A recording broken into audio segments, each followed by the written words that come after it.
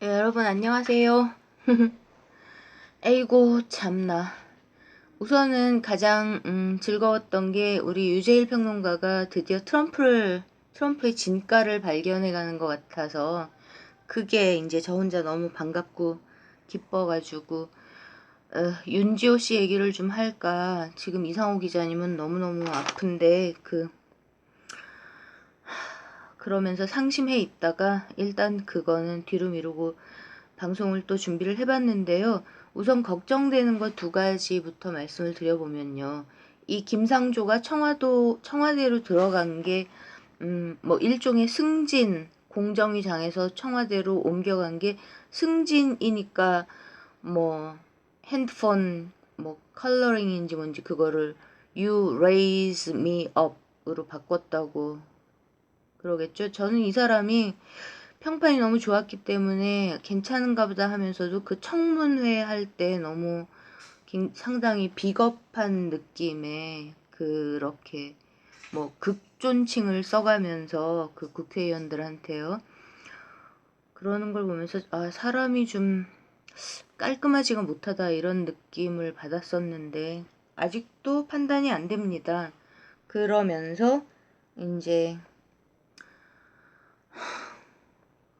유재일 평론가가 국내 정세를 상당히 정확하게 많이 알고 있기 때문에 그런 평가를 생각하면서 깝깝하면서도 음, 유재일 평론가는 주로 현 정부를 구성하고 있는 그 카르텔과 거의 유사한 이 서울대 중심의 그 경제팀들 참여연대를 에서 발탁해 들어간 그쪽하고 그다음에 구운동권 출신의 그 너절한 이런 쪽들은 계속 이제 강렬하게 비판을 하면서도 우리 그 속에서 우리 문재인 대통령님이 무엇을 어떻게 하고 계시는지에 대해서는 좀 면밀하게 살펴주는 평론을 별로 안 하기 때문에 저는 이제 대통령님의 복심, 어떤 생각을 하고 계시는가,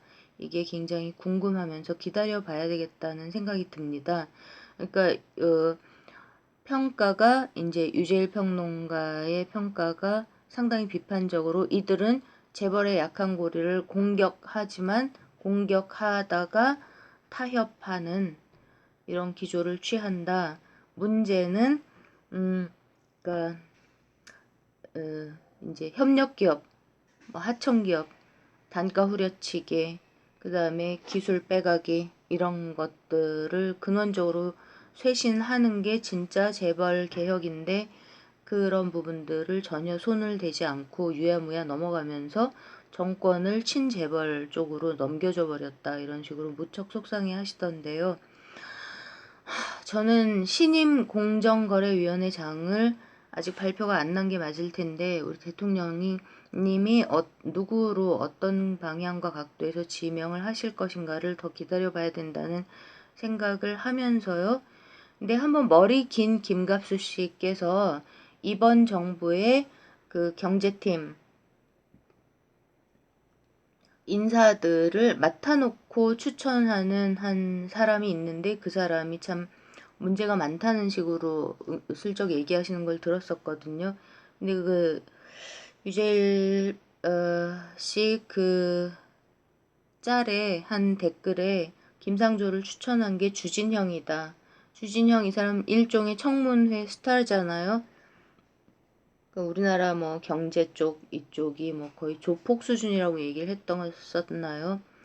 근데 역시 서울대 나온 사람이죠. 그쪽에서 그 사람인가 우리 대통령님은 이른바 진보 쪽에 경제 전문가 인력이 너무 없어서 답답하다는 말씀도 하신 적이 있다는데 아무튼 걱정입니다. 더 기다려 봐야 될 것 같습니다.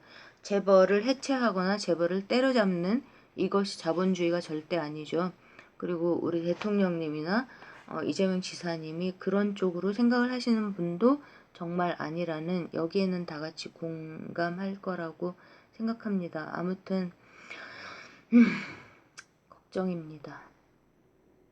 특히 이 사람은 그 여성분 제가 이름을 까먹었는 성함을 까먹었는데 그 여명숙 씨가 자기 자신하고 똑같은 문제를 경험하고 있기 때문에 이른바 현재 뭐 진보라고 하는 이들의 민낯을 폭로하는 차원에서 김상조의 잘못됐던 부분을 아주 거세게 비판하고 있는 이 문제. 그러니까 자기 후배 뭐 감싸고 돌기 이러면서 가습기 살균제 그 엄청난 문제를 똑바로 해결하지 못한 이런 흠결이 있는 상태죠 지금. 함께 지켜봤으면 좋겠습니다. 또 한 가지 속상하고 좀 걱정되는 거는 재판부가 바뀌면서요. 우리 지사님 재판부가 바뀌면서 날짜까지 바뀌는 걸 보면서 대체 어떻게 된 건가 걱정 중인데 어제 이제 머리 짧은 김갑수 씨가 그 사람이 경상도 쪽이고 뭐 그 본드가 빵꾸 본드 그 인간이 재판부 바뀌어서 잘 됐다는 식으로 얘기를 했다. 그리고 대구에만 있었고 그 판사가 대구에만 있었고 광주에서 1년인가 2년인가 근무하면서 이제 공직선거법 위반이라는 우리 지사님이 기소당하신 그 억지 기소당하신 내용 중에 하나죠. 그 부분 걸고 넘어져서 뭐 광주 시장인지 아마 괜찮은 사람이었나 봅니다. 근데 그 유죄를 때려버렸다 이렇게 머리 짧은 김갑수 씨가 그 새로 바뀐 판사에 대해서 얘기를 하는 걸 보면서 아 깝깝합니다. 지금 전해철 하나를 거꾸러뜨리지를 못하는 이해찬이 안 도와주니까 못 거꾸러뜨리는 거죠. 이해찬이 안 도와주니까요. 이해찬 진짜 옆에다가 박주민 끼고 박주민은 이해찬한테 찰싹 달라붙어 있고 그 검색을 해봤더니 학생운동 때의 입장이 그때가 뭐 그 주사파 변절된 주사파 그 굉장히 폭력적이었던 것 같은데 그러니까 입장과 노선과 구호에서 그리고 패권주의 조직 패권주의에서 굉장히 폭력적이었던 것으로 관찰되는 그 한총련하고 노선을 다르게 하면서 내용적으로 유시민하고 가까울 수밖에 없는 이런 입장을 취했던 운동권 출신이더라고요. 박주민도 전혀 몰랐었는데 그러니까 유시민하고 가까울 것 같습니다. 지금 민주당에 무슨 일이 벌어질지 뻔히 알면서 뭐 게시판 권리당원 게시판을 여는 업무를 추진한 사람이 박주민이라는 얘기를 작전 세력에서 하고 이러던데 저는 그거는 확인을 못했습니다. 근데 아무튼 이해찬 옆에 들러붙어가지고 안티 이재명의 내용을 시연하고 있는 게 맞습니다. 박주민은 좀 이상한 사람입니다. 제정신이 아닌 인간이고 아마 서울대 칼텔에 굉장히 정서적으로 좀 많이 인볼브 되어 있는 그런 종류의 아이고 참 답답하고 한심합니다. 좀 즐거운 얘기로 넘어가 볼까요? 그래서 저는 이제 씩 웃으면서 그냥 있을라 했는데 너무 재밌어가지고 왜냐면 너무 굉장히 반가워서요. 왜냐면 제가 이 트럼프라는 사람의 진가를 알아보면서 아, 이 사람이 어떤 사람이구나라는 걸 느끼면서 트럼프 아저씨라고 불렀었거든요. 트럼프 아저씨 이 말이 절로 나옵니다. 매우 그러니까 친근감을 주기 때문에 특히 대중연설 하는 거를 그냥 듣다 보면 그냥 뿅 갑니다. 너무 웃겨갖고 거의 뭐 느낌이 뭐라고 할까요? 상당히 쇼맨십이 강하고 자기 과시욕이 있고 그런 면에서는 우리 노회찬 의원님하고 다르지만 그렇게 가진 게 많으면서도 그리고 성장 배경도 굉장히 그러니까 돈이 많은 사람들 집에서 최고의 교육과 모든 걸 받으면서 자랐는데도 엄청나게 정서가 친서민적입니다. 제일 편하게 좋아하는 음식이 햄버거라니까요. 햄버거에 다이어트 코크요. 아무나 만나갖고 그거 먹습니다. 인류 레스토랑 가가지고도 햄버거 스테이크가 주 메뉴입니다. 시키는. 근데 이제 되게 재밌었던 건 이란에서 그 드론을 공격해가지고 무인 드론을 공격해서 떨어뜨려 버렸는데도 군사적으로 대응을 안 했죠. 그리고 동시에 유재일 씨는 언급을 안 하던데 뉴욕 타임스에 재밌는 기사가 살짝 나왔던 게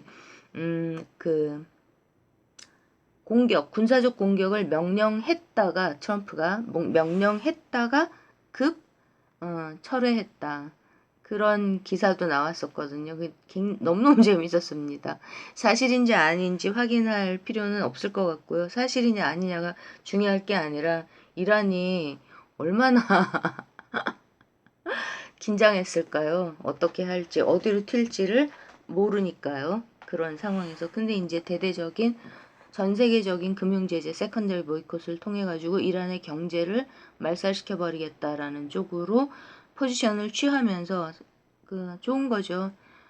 전쟁을 하면 인명이 아무래도 문제가 되니까요. 그러면서 유재일 씨가 진짜 올바르게 파악하는 거는 성동격서 이 표현을 쓰면서 이란 상황을 갖고 중국, 1차로 중국을 치고 그리고 북한에게 경각심을 일깨우는 이런 포지션을 취한다라는 걸 매우 올바르게 진단해내는 그런 모습을 보면서 정말 저는 반가웠습니다. 우리 유재일 평론가뿐만 아니라 우리 용디 도사님, 그 다음에 김어준 총수, 털보 총수, 주진우 기사, 그 다음에 주진우 기자, 그 다음에 우리 용디 도사님 프로의 그러니까 고정 패널로 참여하시는 그 젊은 평론가분들, 정치 평론가분들 이렇게 다들 너무너무 똑똑하고 올바른 원칙과 입장을 갖고 있잖아요.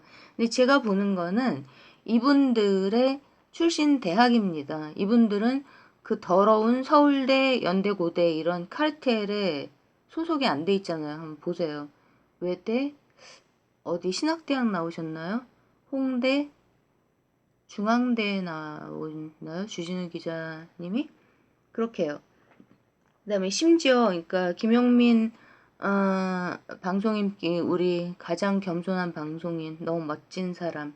이분 패널들은 경기대인가? 그러니까 특징이 뭐냐 하면요. 그, 그 딸딸 외우는 입시, 거기에 영혼을 뺏기지 않은 사람, 그러느라고 쓸데없이 시간을 허비하면서 그 피라미드적인 그 사다리 타기 거기에서 상승하기 위해서 학벌에 목숨을 걸었던 그런 넋이 없는 영혼이 없는 인간들이 아니라는 게 특징입니다. 그러면서 동시에 엄청나게 똑똑하죠. 전부 다 거의 천재급이거든요. 그러니까 세상에 똑똑한 사람은 진짜 모래알 만큼 많고 내가 아무리 똑똑하다고 생각을 해도 뛰는 놈 위에 나는 놈이 있는 걸 나이 40이 넘어가면 발견할 수밖에 없고 그 나는 놈들끼리도 나는 놈 위에 로켓 탔네 우주선 탔나 한두 명이 아닙니다 정말. 그렇지 않나요 여러분? 그렇게 발에 채이는 게 아 진짜 똑똑하다 이런 사람들이고 더군다나 이제 그 더 넓혀서 보면은 대학을 아예 관심이 없어서 안 가버리니까 저보다 8살 젊은 제 친구 뭐 현정이 석권해가지고요. 대학 무슨 학번 이딴 거하고 전혀 관계없는 사람들은 더 똑똑할 수가 있습니다. 왜냐하면 핵심을 파악하는 그 단순 명쾌한 그 원칙과 사고의 방향 이런 게 대학 다니면서 쓰잘데기 없는 무슨 그 교육이요. 그 서구에서 나왔다는 제가 그 정치적 견해들, political spectrum 이렇게 해가지고 정리해드렸던 그런 주접스러운 사회과학의 그 나쁜 물, 그 다음에 뭐 실존주의, 뭐 postmodernism 어쩌고저쩌고 이런 주접스러운 것들에 전혀 그 관심이 없고 노출되지 않았기 때문에 더 똑똑합니다. 더 선명하고 거기까지 포함을 시키면 진짜 이 세상에 정말 특히 우리나라 사람들은 정말 탁월하고 똑똑한 천재분들이 정말 많습니다. 그 만분의 1%에 해당하는 퍼센트 포인트에 해당하는 IQ를 가지신 분들이 진짜 많습니다. 근데 이제 뭐 학벌을 갖게 되면 그 학벌의 후광에 서울대 특히 서울대 그다음에 뭐 연대고대 이런 허접쓰레기 같은 학벌을 갖게 되면 그 학벌이 주는 그 무슨 뭐라 그럴까요? 정서적, 심리적 안정감, 우월감 그런 거에 취해가지고 그 자기보다 자기가 객관적으로 무엇을 알고 무엇을 모르는가 이것을 파고 들어가면서, 그러니까 소크라테스를 따르기가, 그러니까 자기 자신을 아는 거죠. 그러니까 자기가 뭘 알고 뭘 모르는가 이런 거를 발견하기가 참 점점 더 어려워지는 그런 게 있는 것 같습니다.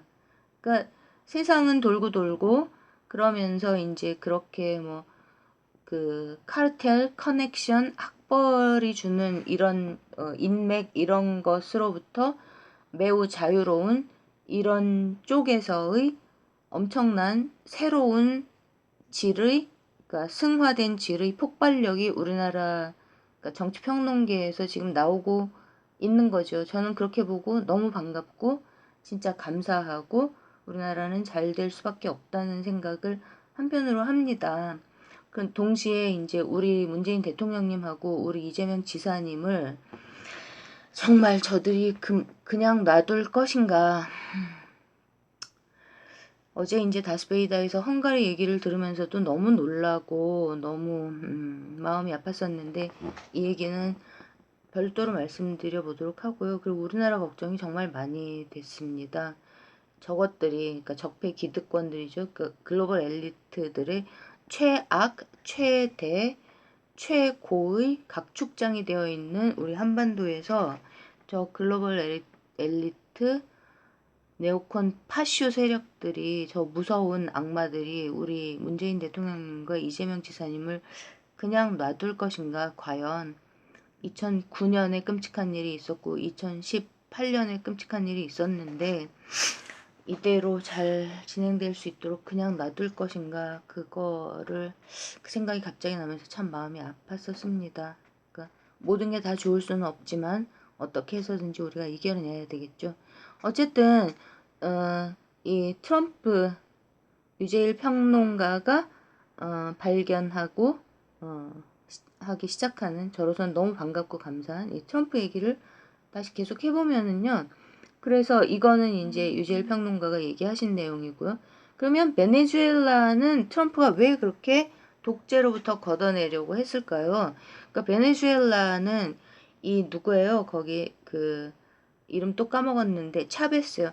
차베스와 그러니까 차베스가와 카스트로 쿠바 카스트로의 관계 그리고 차베스가 초기에 가지고 있었던 그 슬로건의 선명성 뭐 이런 명징성 그러고 그러니까 개혁성 이런 것들 때문에 우리나라에서 인기가 너무 좋아서 제가 말씀드리기가 좀 마음이 아픈 면이 있지만요.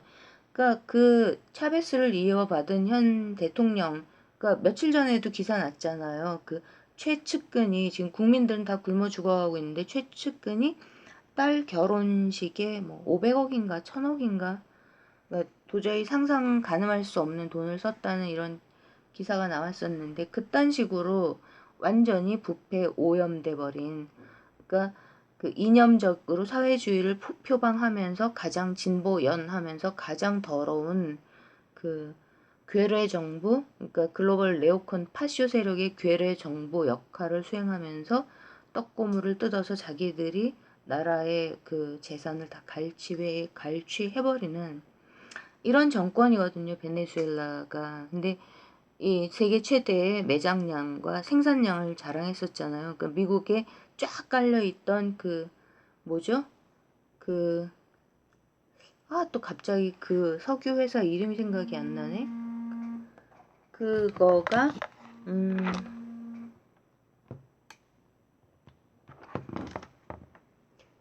테스코였나? 죄송합니다.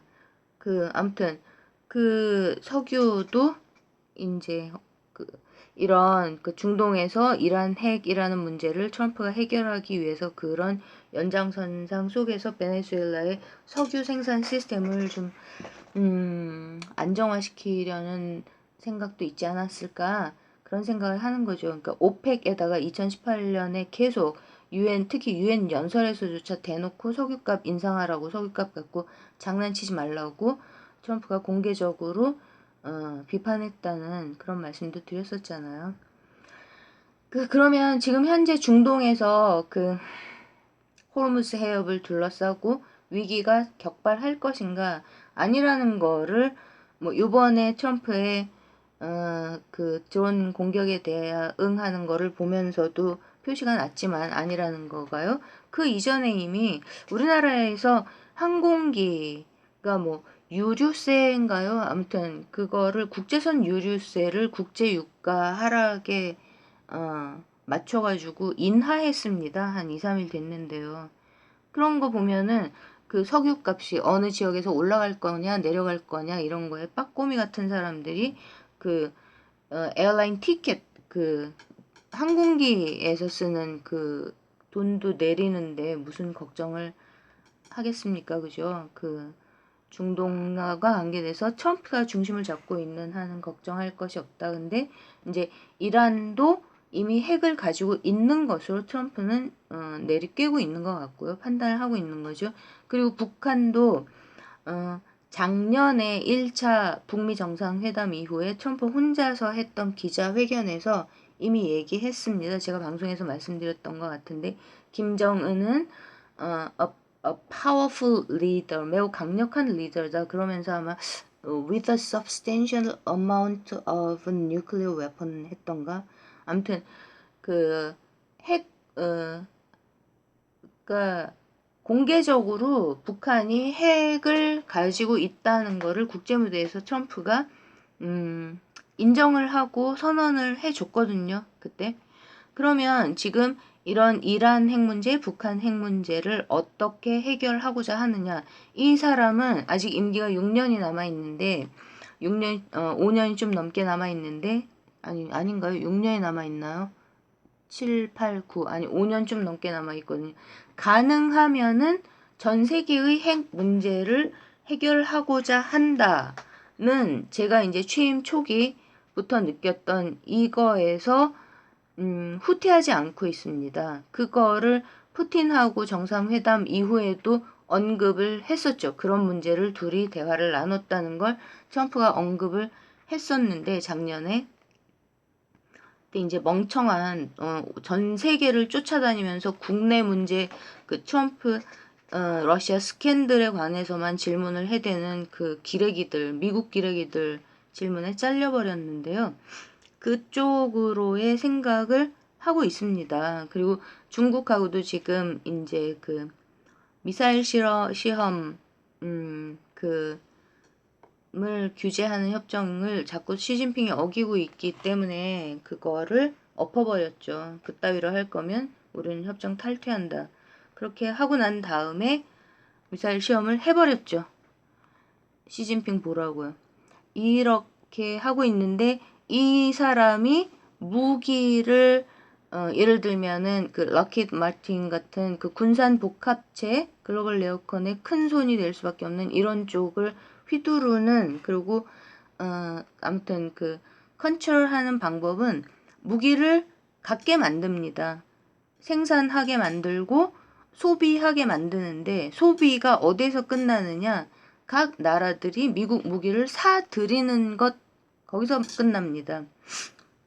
소비하지 그러니까 실전에서 써서 없애는 게 아니라 그냥 그 돈을 주고 사가지고 창고에 쌓아놓게 만드는 작전이죠. 아주 잘 통하고 있습니다. 그럼 전체적으로 이런 그 트럼프가 도대체 무슨 생각을 하면서 이렇게 석유 문제를 그 자국의 자기 나라의 한 미국 내에서는 한 최소한 최단 200년 이상 쓸 수 있는 매장량 그 오바마가 그 콜드 에너지 분야요. 그러니까 풍광 그 바람하고 태양열을 이용한 뭐 그 신재생 에너지라는 쪽을 그렇게 선전하면서 다 그 가스하고 천연가스하고 석유를 파내지 못하게 다 금지했던 이것을 왜 그렇게 전체적으로 다 퍼내서 수출도 하고 에너지 자립국 그러니까 중동으로부터 그러니까 중동의 석유에 에너지를 의존하지 않게 만들어 버렸는가? 그러면 트럼프가 생각하고 있는 그 에너지 분야에서 클린 에너지라는 것의 그 next step, 다음 스텝은 뭘까?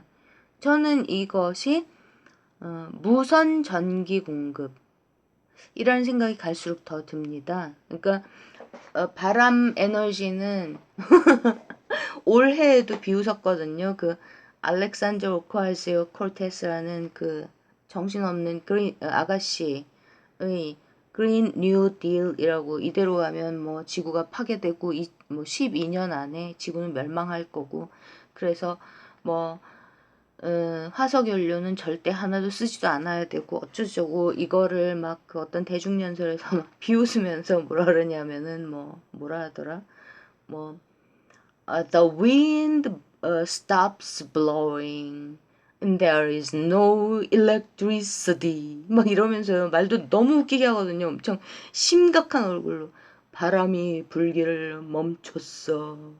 그래서 전기가 없어. 그러더니요.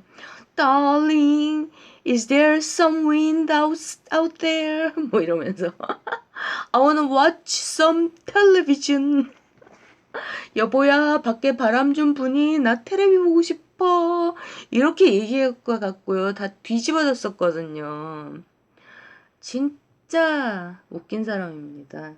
제가 지금 하나 보여드릴까요? 이 사람이 생각하고 있는 게 뭔가? 2017년부터 별로 조용한 상태에서, 별로 이제 소문나지 않은 상태에서 진행되고 있는, 특히 미국 텍사스 주에서 진행되고 있는 건데요. 이게 뭐냐 하면 테슬라 타워. 제가 한번 말씀드렸거든요. The truth about the mysterious Tesla Tower in Texas. 텍사스에 있는 그 수수께끼의 테슬라 타워에 관한 진실. 이렇게 써놨네요. 기사 작성한 날짜가 2018년 12월 12일인데요. 이게 뭐냐 하면 내용이 이제 뭐 앞에만 읽었습니다. 근데 내용이 뭐냐 하면 2017년부터 작은 타운에서 조용히 건설되기 시작했던 그 테슬라 타워가 몇 달 전에 모습을 드러냈다. 지금 보셨죠? 그 버섯같이 생긴. 조금 더 보여드릴까요? 그러면 이거를 만든 사람이 100년 전에 만들어놨던 사람이, 그 이름도 유명한 그 일론 머스크가 너무 좋아하는, 죄송합니다 흔들려서, 니콜라 테슬라죠. 아마 터키 오리지널리 터키 태생일 겁니다. 근데 미국에 와서 이제 수력 발전 해가지고 그 나이아가라 타워 아니 나이아가라 폭포에 아마 그 동상도 있죠. 수력 발전, 그 물의 낙차를 이용해서 전기를 만드는 거잖아요. 근데 이 테슬라 타워의 원형이 그 이렇게 생겼답니다. 100년 전에 만들어 놓은. 이게 이제 그 다 폐기된 줄 알았는데 이 사람이 만들어 놨던 게, 그러니까 누구죠? 그 전기 발명했다고 그 거짓말쟁이 에디슨이 시스템하고 엄청 잘 끼고 돌면서 이제 시스템에 속해 있는, 그때 당시에 그 미국의 재벌들이요, 이런 그 돈줄들을 돈을 벌어주게 만들었기 때문에 엉뚱하게 에디슨만, 그러니까 에디슨의 가짜 기술이 전 세계적인 명성을 얻고 테슬라가 묻혀버렸다가 이제 그 진가가, 그러니까 비밀이 영원히 묻혀 있을 수는 없으니까요. 올라오는 건데, 핵심은 무선 전기입니다.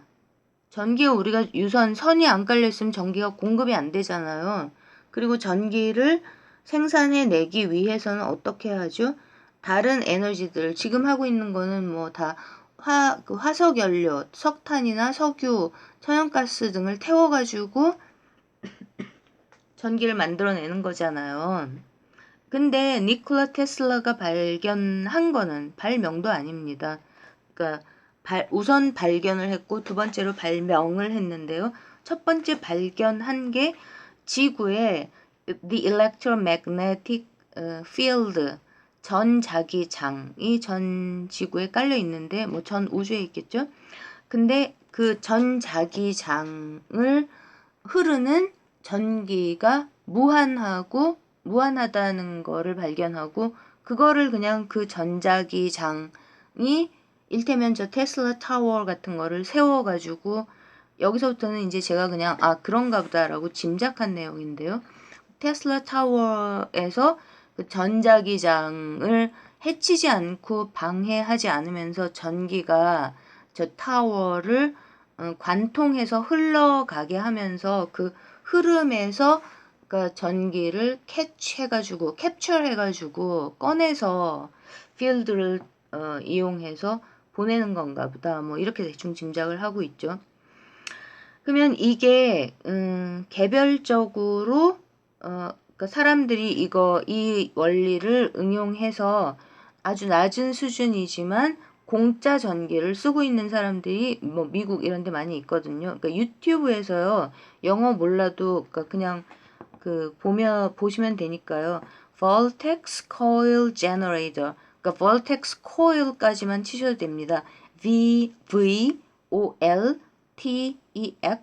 Voltex. 그다음에 코일이요. 코일, 구리 코일이요. COIL. 이거 검색해 보시면 영상이 떠 있는 게 한두 개가 아닌데요. 그러니까 원칙이 있거든요. 전도체죠. 전기를 아주 잘 관통시키는 물질인 구리, 구리선을 뭐 어느 방향으로 몇 번, 어느 방향으로 몇 번 이렇게 모양을 지키면서 감았을 때 그것이 자연적으로 존재하는 전자기장에서 흐르는 전기를 캡처할 수 있나 봐요. 그래갖고 그렇게 코일을 만든 다음에 그 위에다가 전구 같은 걸 이렇게 딱 얹으면 불이 들어옵니다. 뭐 물도 끓일 수 있고 뭐 기타 등등 이런 원리죠. 이게 2017년에 이 기술을 복원시키기 시작했다. 이게 뭐를 의미하나요? 트럼프가 2017년 1월 말에 취임했잖아요. 이건 트럼프가 하고 있는 거라고 저는 생각합니다. 뭐 트럼프가 이것을 추진하고 있다라고 써놓은 기사가 뭐 있을 수도 있는데 제가 찾아보지 않았습니다. 너무 그럴 것 같아 보여서요. 그러면 지금 세상 돌아가고 있는 이거가, 그러니까 이 니콜라 테슬라는 나중에 정치적 올바름, 여기에 한 엄청나게 큰 그러니까 그 부분을 담당하고 있는, 뉴 에이지 무브먼트라고 하는 뭐 명상이니, 요가니, 기타 등등, 여기서도 이 테슬라를 왜곡시킨 이 메시지가 아주 큰 역할을 하고 있기 때문에 다시 말씀드리게 될 텐데요. 참 보면은, 그러니까 니콜라 테슬라는 전화도 무선 전화가 가능할 거라고 이미 원리적으로 알고 있었고, 무선 전기도 알고 있었고, 그 다음에 중력 물체와 관계된 이 부분은, 좀 전에 말씀드린 이 글로벌 엘리트들이 일반 국민들, 일반 사람들의 혼을 빼놓기 위해서 왜곡 선전하는 그 부분하고 관계가 있다는 표시입니다. 그러면 트럼프라는 사람의 정체가 어떨 것 같으세요? 뭔 것 같으세요, 여러분? 이 사람은 도대체 무슨 생각을 갖고 있길래 9.11 테러의 비행기뿐만 아니라 폭탄, 건물 폭파용 폭약도 아니고 아예 폭탄, 밤브, BOMB, 폭탄이 사용됐다라는 그런 폭탄 선언을 할까요? 그럼 앨런 머스크는 도대체 무슨 생각을 갖고 위성을 전 세계에 공짜 인터넷, 월드와이드 웹을 전 세계에 무료로 공급하기 위해서 위성을 12,000개를 띄우겠다고 얘기를 할까요, 여러분? 정말 됐으면 좋겠습니다. 그래서 뭐 천문학자들하고 뉴스공장에 나와서 얘기하는데 뭐 천문학자들이 우주를 바라보는 빛을 가리기 때문에 깝깝해 한다 그랬더니 또 우리 털보 총수는 그거는 머스크하고 천문학 전문가들하고 같이 의논해가지고 협의를 통해서 그 문제는 해결하면 된다 막 이렇게 대화를 나누는 걸 보면서 너무 즐거웠었는데요. 앨런 머스크는 어디까지 알고 있을까요? 트럼프는 어디까지 알고 있을까요? 그리고 저커버그는 또 무슨 생각을 갖고 페북 전 세계에 뭐 12억 명이 페북을 사용한다고요? 그들을 대상으로 코인, 그러면 뭐 페북 코인이 되나요? 코인이라고 하는 블록체인 기술은 중앙은행, 어떤 식이든 은행이 이제는 숫자가 돼버린 커런시, 통화, 은행이 통제하고 조절하고 지들 멋대로 왜곡 조작할 수 있는 그런 은행이라는 거대 파워를 거치지 않고 일반 사람들이 100% 공개된 정보를 가지고 유통시키는 그런 유통수단이기 때문에요. 그러니까 이제는 돈이 아니라고 계속 말씀드리고 있잖아요. 물자가 부족할 때는 그 갖고 싶은 물건과 똑같은 가치를 가지는 돈하고 같이 교환을 해야 되는데, 이제는 그럴 필요가 정말 없습니다, 여러분. 물자가, 전 인류가 소비할 수 있는 물자가 부족한 게 아니라 분배가 개판이기 때문에 아프리카에서는 물 한 방울이 없어서 굶어 죽고 10살짜리 애들이 어린 동생들을 케어하면서 그렇게 사금을 캐내고 그렇게 고생을 하고 있는 겁니다. 이것은 다 분배와 착취의 문제입니다. 그 물자가 부족한 게 아니라고요. 물자가 부족한 게 아니기 때문에 돈을 정신 못 차리고 찍어내는 그 양적 완화라는 골 때리는 사기술도 가능한 거고, 그리고 저커버그 같은 사람들까지 나서가지고 그 은행을 통하지 않는 그 전 세계 금융 시스템을 일거에 압살해 버릴 수 있는 그런 코인 시장을 만들 수도 있는 겁니다. 우리나라는 글로벌 엘리트들이 껴주질 않으니까 못 들어간 거죠. 우리나라 천재들이 그 코인 시장과 관계돼서 글로벌 엘리트들이 껴주질 않기 때문에 못 들어가는 거고, 그러니까 현 정부의 경제팀들이 우물쭈물 하면서 개기면서 글로벌 엘리트들, 미국과 일본 이런 쪽을 중심으로 한 글로벌 엘리트들의 강력한 요구에 이제 개기면서 부응하고 있는 거고요. 그 사이에 우리나라에서는 마치 무슨 그 코인 시장이 그 무슨 다단계 사기 시장인 것처럼, 거기에 또 나오죠. 그 이름. 그 이름도 추접스러운 유시민. 그 친구가 또 엄청난 역할을 사용했죠. 자, 그러면 여러분, 도널드 트럼프나 앨런 머스크 같은 사람들은 어떤 사람들일까요? 너무 재밌지 않습니까? 트럼프도 돈에 별로 관심이 없습니다. 돈을 벌 만큼 벌었고 부족함이 없고. 그러니까 트럼프도 돈에 별로 관심이 없고요. 머스크도 차고 넘치는 게 돈이죠. 근데 관심이 별로 없고. 저커버그는 저는 너무 잘 모르겠습니다. 너무 그 글로벌 네오콘들에게 휘둘리기 딱 좋은 그 순진한 이상주의자 냄새가 너무 많이 나서 좀 머스크만큼 신뢰는 안 가는데, 아무튼 재미있는, 그러니까 전 세계적인 싸움의 전선이 우리나라에서는 문재인, 이재명 더하기 일반 국민들 대 기득권의 앞잡이들, 글로벌 엘리트들의 앞잡이들, 상위 1% 이렇게 벌어지고 있잖아요. 전 세계적으로 봤을 때는 트럼프, 머스크 이런 사람들 더하기 전 세계 사람들, 일반 사람들 vs 대 글로벌 네오콘 엘리트 파쇼, 그러니까 금융 이런 쪽, 그리고 그들의 앞잡이들, 이렇게 지금 전선이 형성돼 있다고 보여진다는 겁니다. 뭐 그 지금 현재 핸드폰 관계돼서도 그 스마트폰 관계, 그러니까 디지털 신호로 바뀐 0101 이거가 맨 처음에 이걸 시작을 해갖고 위성에 뛰어들어서 그 엄청난 성과를 이끌어낸 그 뭐죠? 그 군산복합체 산업인 AT&T 여기 관해서도 드릴 말씀이 좀 있었는데, 뭐 맥락 속에 까먹고 포함을 안 시켜가지고 내용이 끊어졌네요. 이렇게 세상은 즐겁고 재미있게 돌아가고 있습니다. 다시 한번 북한의 그러니까 정확하게 중심을 잡아주기를, 그리고 지금 현재 중국과 미국 사이에서 등거리 외교를 만에 하나라도 하려고 생각하는 그런 구태의연한 발상으로는 안 된다. 그러니까 트럼프는 참을성이 굉장히 강한 사람이지만 자기가 전적인 신뢰를 주고 그것에 대한 in return, 그 상대적으로 그 협상 파트너도 전적인 신뢰 속에서 움직이기를 바란다. 그리고 그것을 최소한 2시간이 넘는 그 밀담, 공개되지 않은 밀담 속에서 김정은, 다른 사람들은 몰라도 김정은은 그것을 알고 있을 것이다. 알고 있으면 그것을 중심으로 확실하게 중심을 잡고 정확하게 추진해 주기를 바란다는 말씀을 다시 드리고요.